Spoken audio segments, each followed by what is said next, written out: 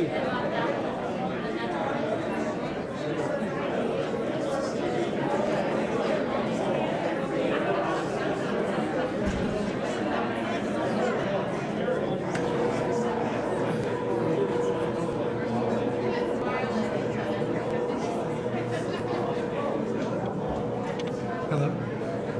Is it on? Good afternoon, everyone. If you'll give us just 5 to 10 minutes here, we're waiting on a contingent of folks from out of town, and so we'll be with you very shortly. So hang tight, and thank you for being here.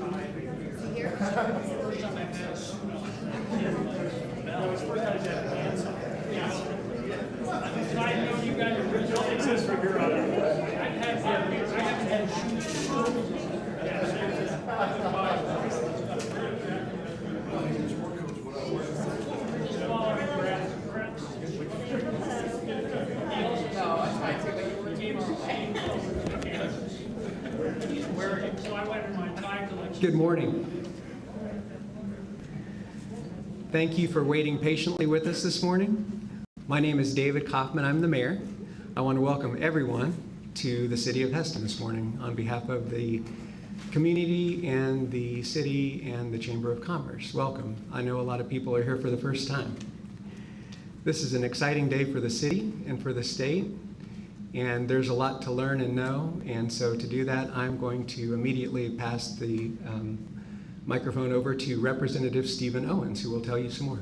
So thank you for being here. Thank you guys very much. What an exciting day it is to be a Kansan. I am grateful for the city of Hesston, for the Hesston Chamber of Commerce and their willingness to host this event.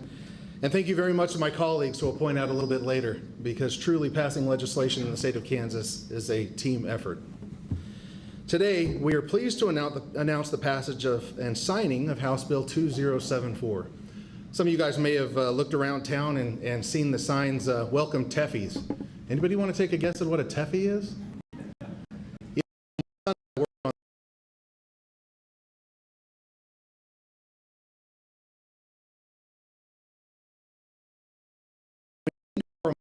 You go to the bank, you can borrow money against your house. You can borrow money against your car when you need a liquidity event or when you need to purchase something. But what about when you have some type of an alternative asset, something like ownership of a private equity fund, or maybe you invest or you inherit an investment in a venture capital fund, or a whole slew of other real estate investment trusts? Where do those people go to get liquidity? Well, their local banks can't provide that.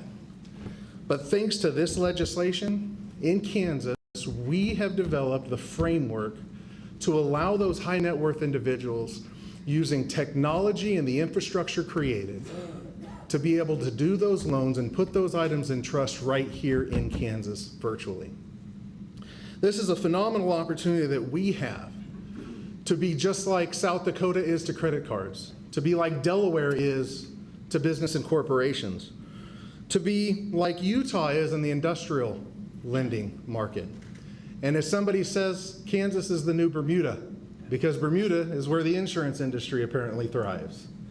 This is the opportunity for Kansas to be new and innovative and lead the way, to bring in companies like Beneficient, who you'll hear from a little bit later, who wants to come and invest in our communities.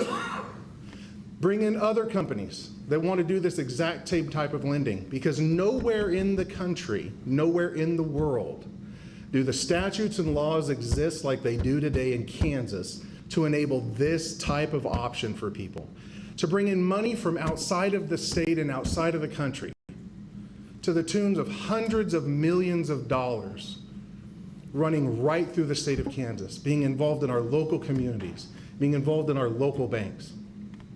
The beauty of this legislation is that through the work of the Kansas legislature, through the work with the Beneficient company, we've been able to bypass some of the typical bureaucratic procedures and bureaucratic processes that exist in Kansas. In lieu of paying a state privilege tax that most banks pay, that money will be directly invested in economic growth zones in Kansas.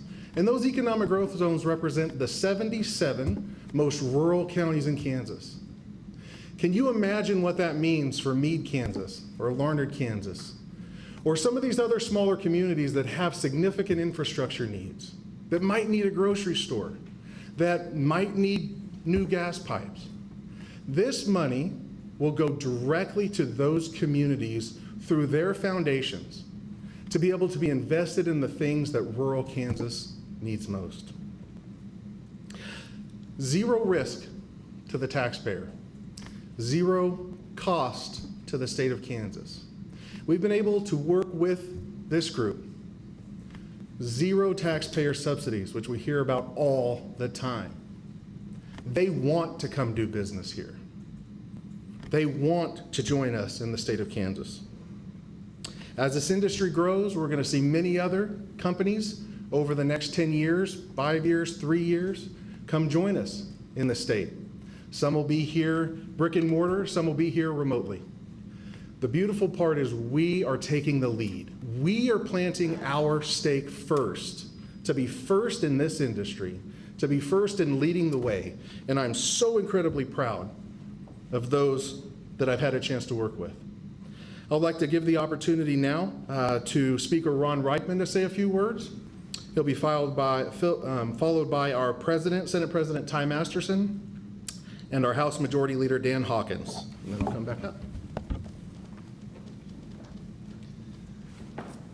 Well, good afternoon. Well, like Stephen mentioned, this does not happen by itself. We can't thank you guys enough for being in this room who have helped elect business-friendly legislators. In fact, I bet you everybody in this room either knocked on a door, made a phone call, or at least voted for some of the folks that made this happen. Stephen couldn't have done it alone without also the representatives in this room. So if you're a representative or a senator, state senator, will you please stand?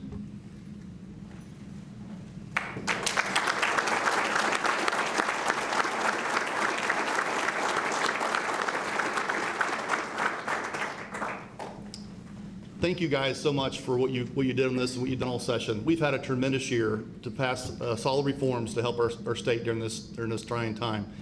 Couldn't be more excited to be here today for this event. We started a new committee this year. It was called Financial Institutions and Rural Development. Never had an idea this opportunity would come up, but man, did it fit. We can't wait to see the work that the legislature did bear fruit across the whole state. You mentioned Meade. I actually grew up in Meade. I live in Johnson County now. I understand the better Meade does, the better Hesston does, the better the state does. And that's what we're trying to put emphasis on, the entire state growing. And this is a great opportunity. I'm glad to be here and proud to be Kansan.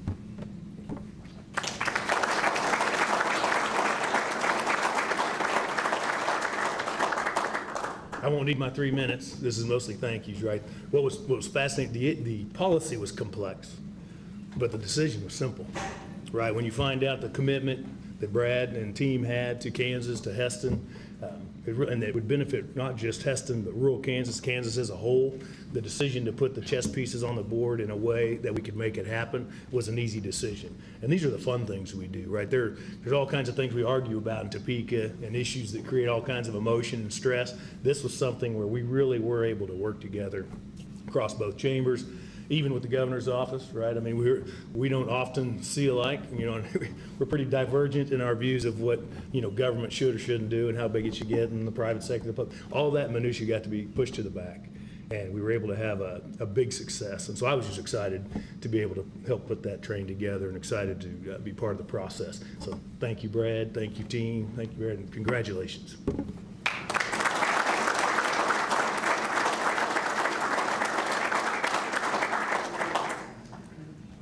Most of you don't know how hard legislation is to get passed. In our system here in Kansas and across the country, government moves slow.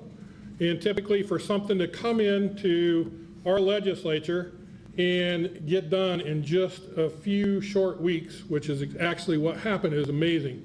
But it's happened a couple of different times this year. And I really want to give credit where credit due, and that is to our Speaker and our Senate President.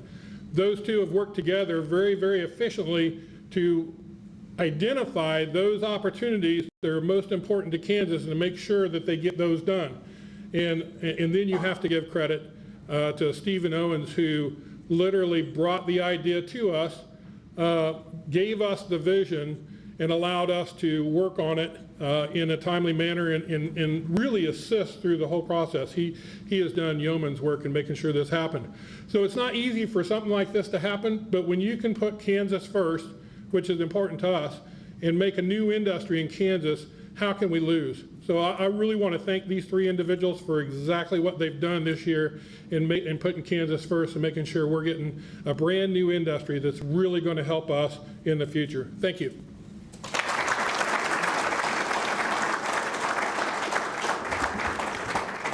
Before I turn the time over to Brad and his team, I did want to make it a special point to point out the legislators that are here today. So if you're here, stand up as I read your name and just say hi real quick.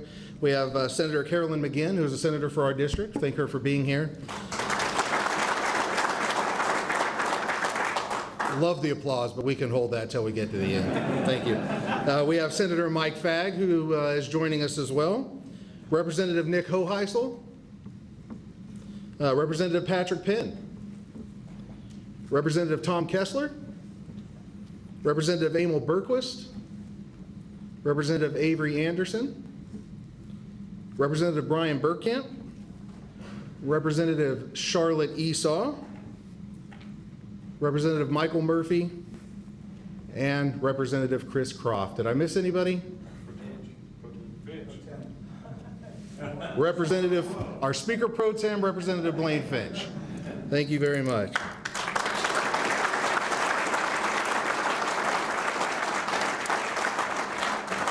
It truly is a team effort to get things done in Topeka, as our majority leader spoke about.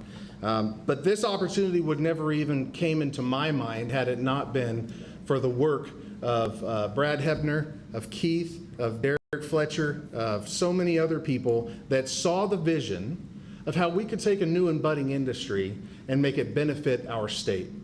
I'm going to let Brad share a few words about kind of how this came to fruition and how this is really going to benefit our communities and ultimately benefit rural Kansas for decades to come. Brad?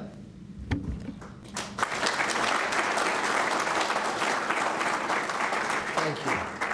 I first want to start by thanking my wife for putting up with the last several months of me living in Topeka, spending my afternoons. Many of you have been to the Capitol, but you don't know the way these bills get done. It's hard work. And when you're behind a bill, you sit in a church pew in a hallway waiting for a senator or a representative to call you up and say, I got to understand what you're talking about, come to my office. So I lived most with Derek and with Barbara and James for most of the past 3.5 months in those hallways, leaving my wife and kids at home. So I want to thank my wife, Aurelia, for this. A lot of you here in town know my mom, you know my sister, you know my dad, you know they talk a lot. And so do I. So I'm going to share the story here of how this came about. Our company provides services, custodial and banking services, to very wealthy people, people worth over $5 million, and of small institutions that have endowments like Hesston College, and larger colleges than Hesston as well. And these institutions and individuals have a need to do banking like you do when you bank for your house, when you bank for your cars and get a credit card. But banks in the United States are overseen federally and by states. And the federal government's statutes, they don't have all the different rules and regulations or laws put in place to be able to regulate a company like ours. So we have to operate on a state level. And not all states have all the laws we need. So we need to operate a little bit in Texas, a little bit out of Delaware, and we began having now to look to South Dakota, because South Dakota has legislation that allows companies like us to operate. So in December, we go to South Dakota, and Derek and I have visits with all the law firms up there, and they said, yes, you'll be able to operate up here, but you're going to need to move a lot of your people here. You're going to need to own a building here. And this is going to take a while to put in place. And they didn't have everything we needed, because some of the other things we needed are in in Wyoming and in Nevada. And so I called Derek up.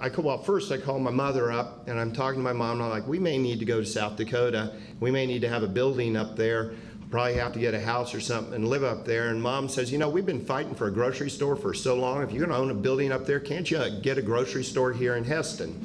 And the light bulb went off.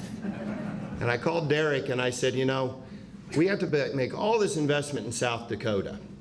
Can't we instead turn around in our business and make that investment in a state that would have all the legislation in one place, where we wouldn't need to operate in Delaware, and we wouldn't be completely dependent on Texas, and we wouldn't need to open up in South Dakota and potentially in the future in Nevada. We could do it all in one place and give that economic benefit to towns like where I grew up. Now, I look around the room, I see a lot of my cousins, I see a lot of the folks that I went to school with as a kindergartner and so forth.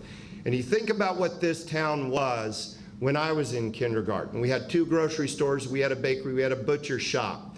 We had a 5 and dime. It was all named after the person that ran it. The people will remember Bob, will remember Lois, will remember Bud, will remember Royce, will remember Mox. These were the people that ran all the stores on our main street.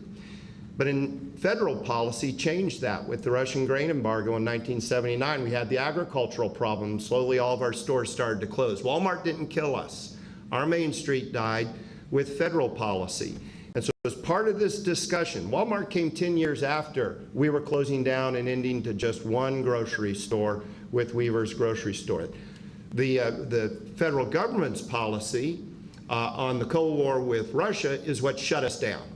And so when you think about that, and you think about the impact that policy and regulation can have on a community, that was behind this as well. How do we bring everything together for our industry and do it to benefit small towns like our town, like Hesston? And so we wrote up 3 pages, and we went to Representative Owen's office, right across the street from Larry's office, on a very cold Tuesday afternoon. We had a box lunch from the Mullet Bakery here, and we talked about it. And he said, you know, the problem with Kansas that we are trying to turn around is that Kansas, in most every economic indicator for business and for economics, ranks 26th state all the way to the last state in the nation. We're not in the top 25 states. Could this bill do it? And we went through the math, and we said, do you understand our industry? When I went to work in this industry, it was $36 billion of assets were held by U.S. investors. Today it is $5.6 trillion. When Representative Owens talks about the hundreds of millions that can come in, he's way understated, setting everybody's expectation. It's billions and billions, it's tens of billions of dollars just since 1988 that's in this industry, held by very rich people that live on each coast, in LA and the Bay Area, and live in New York City. Let's move those assets here. That was the basis behind it. Let's become #1 in one of those economic industries, indicators, and let's make that alternative asset banking, and let's make the small towns be the beneficiaries of it. So that's what was behind the bill. And everybody that we began to meet with, from the leadership on the House Financial Institutions Rural Opportunities, where Representative Hoheisel is the vice chairman, to the Senate Financial Institutions, which Senator Mike Fagg is the vice chairman of that. They got it right away, and we went to work. And it took work. There were a lot of committee meetings, and there were joint conference meetings, and there were meetings in the leadership sitting there keeping the train on the tracks, but the train kept going. Now, what does this mean for Hesston? The way that it works. Companies like ours bring clients into trusts. Many of you all set up trusts as part of your estate plans. Wealthy individuals do the same. And they'll move millions and millions and millions of dollars into trusts. So do institutions, small institutions. Those trusts need trustees, trust banks, to operate those. Those trust banks finance and provide services and custody services and finance them. And they charge fees for that. And so as part of this bill, there are fees that are charged to these really, really, really rich people. And those fees go into an account that is divided, part to the Secretary of Commerce in order to spread it around to other communities, part to the regulator, the Office of the State Banking Commissioner, to be able to have the resources to examine and make sure we run our businesses according to rules and regulations and the statutes. And a substantial amount then gets directed to one of these rural opportunity zones, in which Harvey County is specifically outlined in the legislation as one of those entities. And the bank that chooses and goes into that opportunity zone can pick the community. So our company, Beneficient, picked Hesston as our community, and we're the first one. As part of that in the legislation, the first amounts that will be coming into the development of Hesston is $9 million that will be rolling out over the next 12 to 24 months. And then as part of our business and our clients setting up trusts, there'll be additional fees that are paid, and that gets divided among those different two regulatory agencies, and then over here to Hesston. And as we get the industry rolling under this new regulation, you will see companies from New York City and Los Angeles set up little businesses in the rural opportunity zones, and also begin to move their assets here, and also begin to pay the fees and so forth that will be directed to other communities like Hesston to be able to grow from. And so the hope here is that we'll revisit the days of when I was in middle school and elementary school and high school, where we saw bustling downtown Main Street with grocery stores and growth and so forth from the development of this industry. Now, to give you a little bit of background also about the industry and about several of our directors here today from Beneficient. Our company operates with a 9-member board. I'm one of those members. There are 2 other members of management, Derek Fletcher, who's our president of our trust banking operation. James Silk is here, and he's the chief legal officer and operating officer of the company. The 2 of them as management serve on the board, and we have 3 other of our directors who are distinguished in the U.S. in their respective fields. The first one you may have seen this morning is Richard Fisher, who's the former head of the Dallas Fed, the chief of it, and he ran the Dallas Fed during the financial crisis, served in the U.S. Monetary Policy Committee, and helped navigate this country out of the 2009 and 2010 crisis. He serves on the business of PepsiCo, on the board of directors, your favorite Pepsi drink. He serves on the board of AT&T, which most of it is your mobile services, and of the Tenet healthcare system. This morning, Richard was on Squawk Box on CNBC early morning for about 7 or 8 minutes doing a review of the economics of the United States and the monetary policy and the friction between the White House and Congress. And he used as an example, for the last 2 minutes of that discussion, he used as an example this new legislation in Kansas. He took the opportunity to thank all the legislators for passing this, and he specifically spoke about how bringing together both parties to implement and pass a legislation that can have meaningful impact for a whole industry that can be brought to rural communities across a state like Kansas.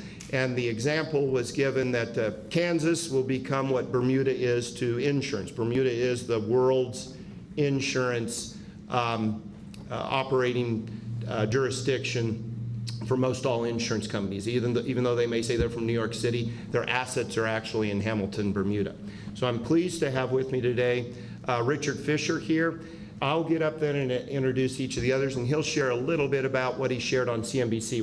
We have the video, but the sound doesn't work. So if he'd come up and join me here. I can do it in mine. Yeah, there you go.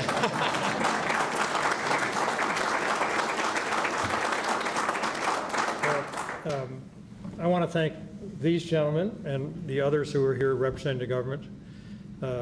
Both I and Dennis have a history of serving and spending time in Washington, particularly at the Federal Reserve.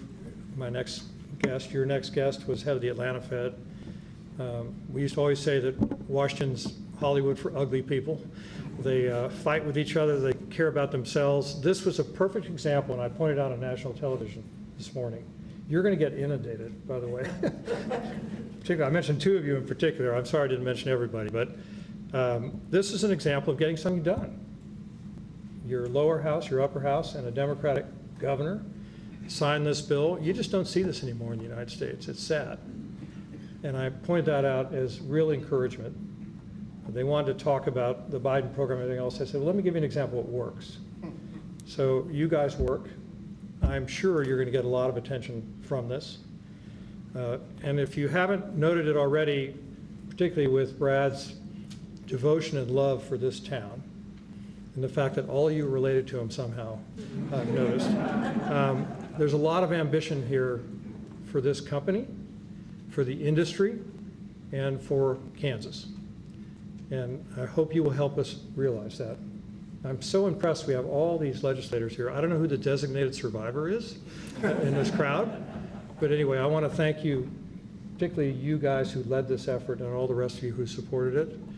This is a great opportunity, not only for this community, not only for the state, but for a huge industry. And we hope to be the shining example of how that industry should operate and contribute to rural and underserved communities. So I just want to say thanks, Brad. Thank you very much.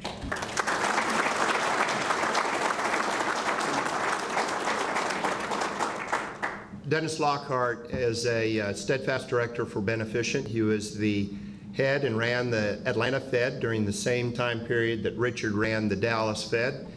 Dennis also was part of bringing the U.S. banking industry out of the financial crisis during the 2009-2010 time period. Prior to that, he was director at the U.S. Import-Export Bank. And prior to that, he was a banker at Citibank. He also, though, had a life in being a manager of alternative assets for investors in the space. So he's lived both the banking side and the management of the asset side, and knows both what it means to be the banker and the client on both sides of it. So I'd ask Dennis to come up and share a few words as well.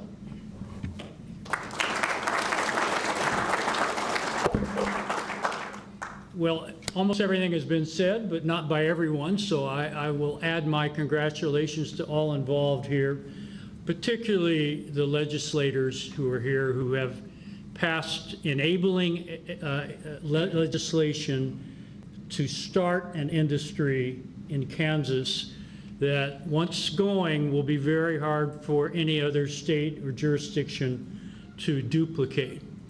So I thought I would address myself to the young people in the front row, because I think in some years you will be able to think back to this day and remember how it started and how the developments you've seen in your community actually got started. This will be a memorable day. As Brad said, I started my career in banking, and one of the companies I worked for was the first to take advantage of enabling legislation in South Dakota, and actually sent 2 or 3 executives out to South Dakota to scout it out, figure out where to live, where to open an office. And today, much of the credit card transactions, many of the credit card transactions that we all use every day are processed in South Dakota. It has become an enormous employer of people and a creator of wealth in South Dakota. I think you all have done a very smart thing for Kansas, and that is you're going to see a similar thing happen here with alternative asset fiduciary management of alternative assets in all private markets of the world. Private markets have been growing, and on balance, public markets, although the value has grown, the number of companies has actually been declining. So you're catching a wave here that is quite literally a worldwide phenomenon. And I do want to congratulate you all for what you've accomplished. So thank you.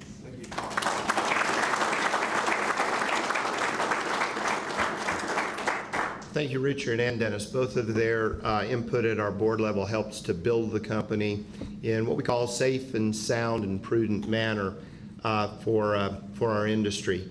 Now, the next individual I want to introduce, I met 32 years ago now, shortly after I'd left college.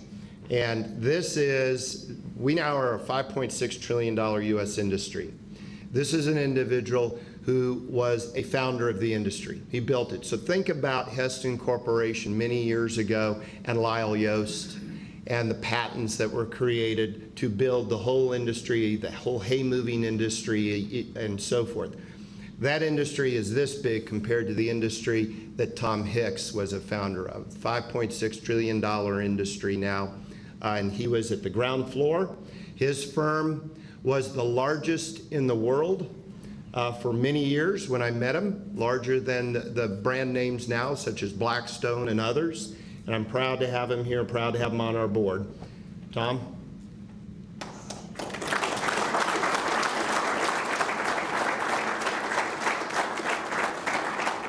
And ever since I've known Brad, he's been talking about his hometown. So I'm finally getting to see his hometown, which is very exciting. Thank you.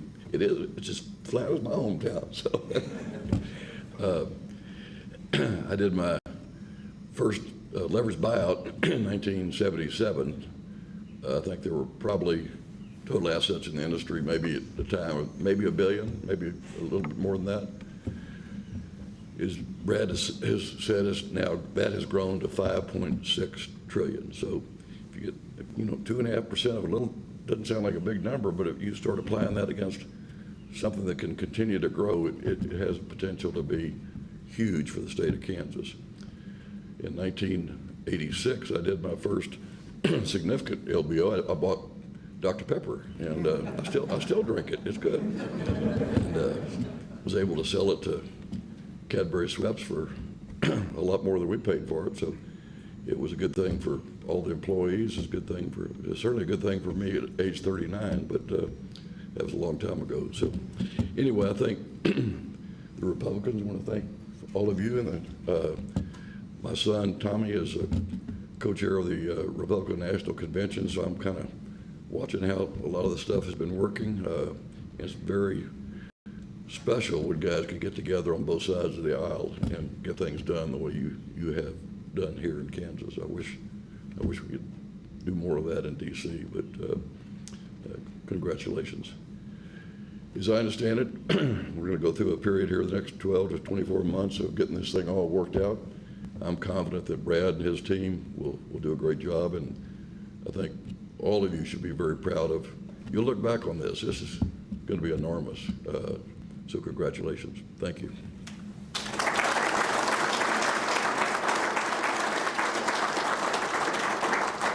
I want to thank each of them for joining. Stephen, we really want to thank you for doing all the heavy lifting here and guiding us through the process and leading. I know your wife has big, strong support for you too. So this is a very meaningful day for us. Thank you.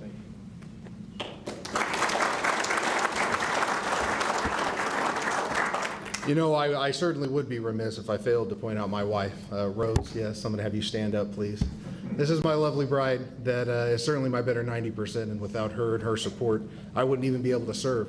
Without the members of this community, I wouldn't be able to serve, and I'm truly grateful to be your state representative and to be able to help make Kansas innovative, to help bring Kansas to the forefront of the financial market, and for us to be first. I did want to take a minute and see if there were any questions from the audience that we could answer.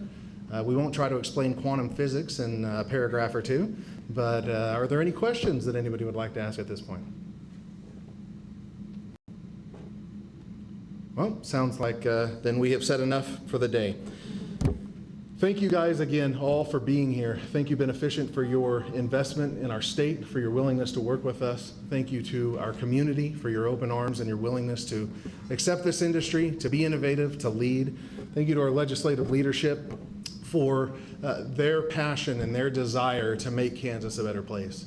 I also wanted to thank our governor and our lieutenant governor for their willingness to sign on this legislation and to be involved in this process, because truly this legislation has bipartisan support to move Kansas forward. And at the end of the day, that's what we're all in Topeka for, is to move Kansas forward. So thank you all for coming.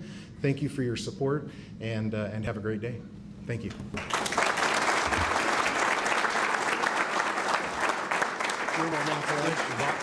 Box lunch for everybody, legislators, especially. The next, there is box lunches that were brought in because many of you took time off here, and yeah, I believe they're in the next room.